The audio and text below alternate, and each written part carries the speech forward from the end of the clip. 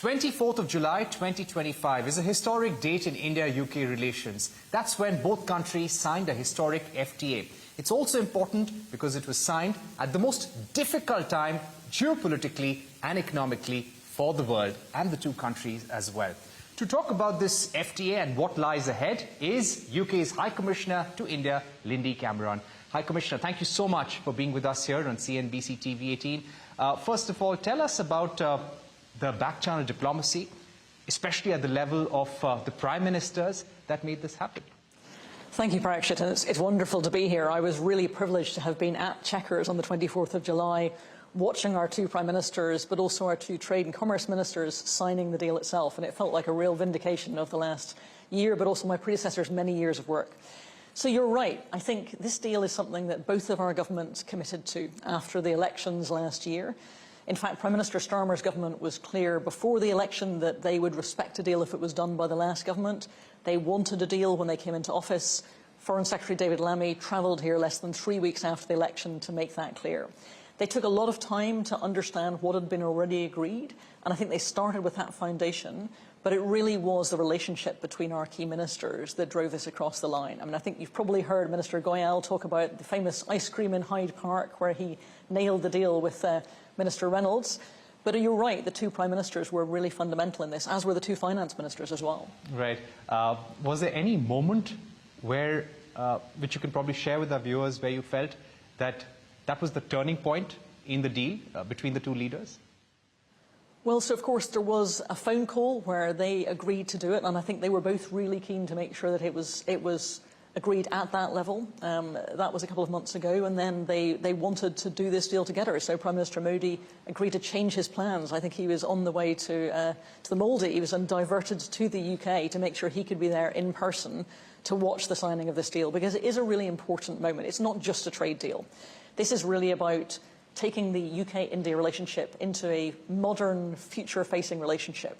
As well as the FTA, they also agreed Vision 2035, which is about the way we want to see this relationship moving beyond just the growth and trade opportunities that the FTA represents, into a partnership on climate, on defence, on education, and on technology. Right. You spoke about Vision 2035 briefly. Could you give us a sense how this would be a guiding principle in India-UK relations for the years to come? And what would the two leaders, Prime Minister Starmer and Prime Minister Modi, envisage with Vision 2035? Thanks. So I think Vision 2035 lays out a level of ambition. We have a lot of history in this relationship. This is about turning it into potential for the future, building on the huge business and trade opportunities in the FTA. I mean, the numbers are massive. But I think it's also about thinking about what we can do together in defence. It's about what we can do together in education, where there are now, I think, 7 universities that have volunteered to come and set up branch campuses here in India. It's thinking about what we can do together in climate. It's thinking about what those kind of flagship levels of cooperation can be, where together we can do more than we can do individually. And you see that perhaps in the technology and security area, where our two national security advisors agreed the Technology and Security Initiative that allows us to collaborate on cutting-edge frontier technology that benefits both of our national security as well as both of our economic growth. Right. In terms of now operationalizing the FTA, what's the timeline that we're looking at? What is the intent? 1 month has gone by since the signing of this historic deal. What are some of the indicators in terms of expediting the operationalization of this FTA? So for us, it now goes to Parliament for ratification, so I can't put a precise timeline, but we're keen to get it done as soon as possible. But actually what I've seen already is the way this has transformed the conversation, both with businesses who are already working out what they can do with it. I was in Uttar Pradesh last week as well, where Chief Minister Yogi Adityanath was telling me what he sees is possible just from one state in India, but of course such a massive state. They'd done an analysis of what the trade deal means for their state. So what we're seeing is a huge amount of enthusiasm to think about what the opportunities are. So well before the final ratification, businesses are already changing their plans, thinking about where they can do more together. And I think that's just incredibly exciting to hear that level of enthusiasm. But it's also affected the wider political relationship. Everybody I see in the government of India is clear this relationship is in a good place. It's in a great place, actually.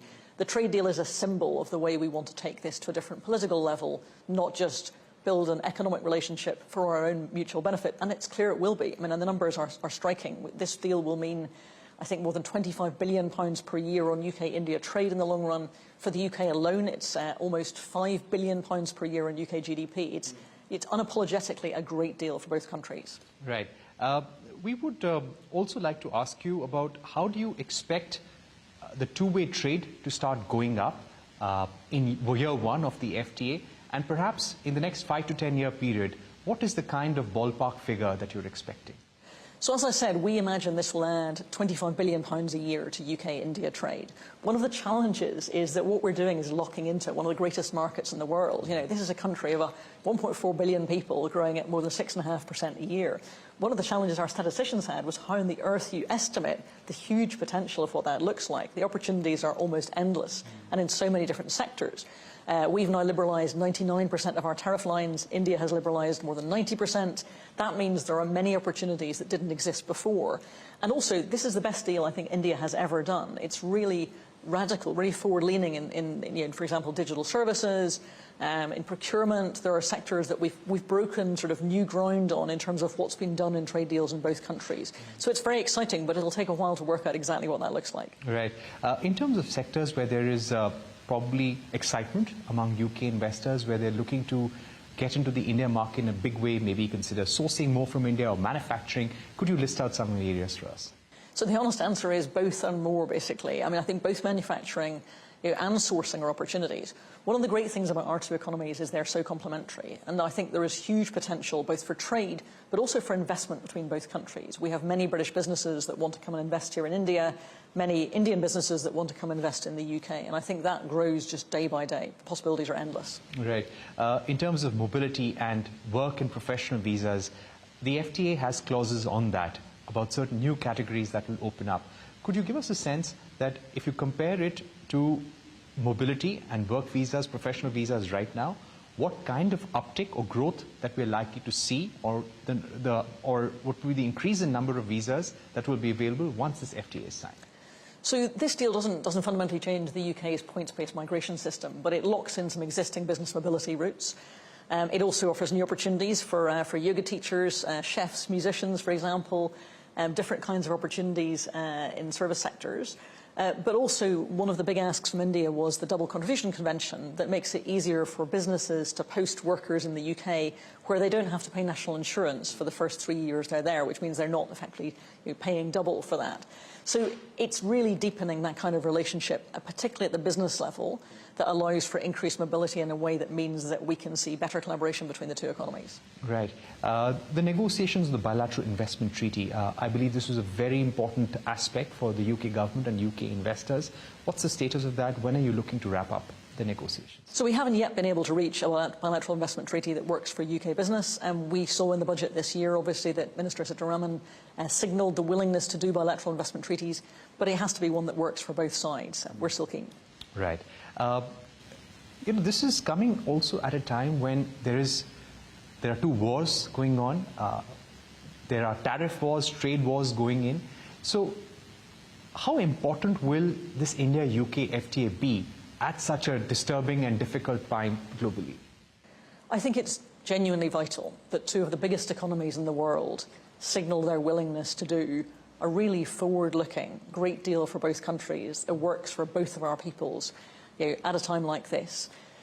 We are really committed to a free and open trade regime. Every government has to decide its own policy, but we're genuinely delighted to be locked into the kind of future market that a country with 1.4 billion consumers offers. Right.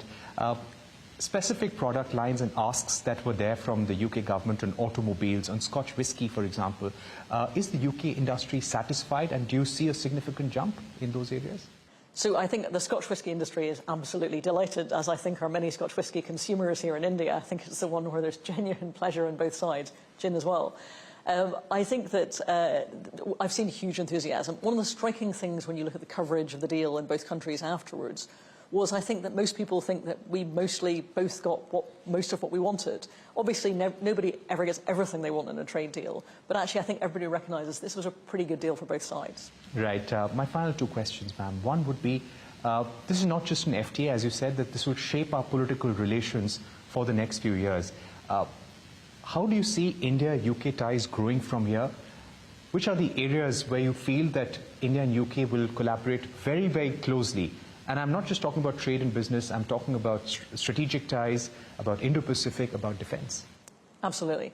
So defence is one of the key elements of the Vision 2035 partnership that the two Prime Ministers agreed to. We see increased potential interoperability, increased ability to do defence production together. So there are lots of opportunities. We have signed a very forward-looking 10-year defence industrial partnership as well as part of this relationship. But also I would call out climate change, energy security, and education in particular, possibly my favourite, the huge potential. We already, India is a massive market for students, for example, but actually what I'm really excited by is you now see students actually coming to India to study in British universities. Southampton University opened its campus very recently in Gurgaon, and the number of British universities that want to set up here in India is I think, big and growing, 7 already, many more to come. So we see huge potential in that relationship, which also is about educating the future Indians and Brits who will work together in business. And I think that ability to think about education as a key partnership is incredibly exciting.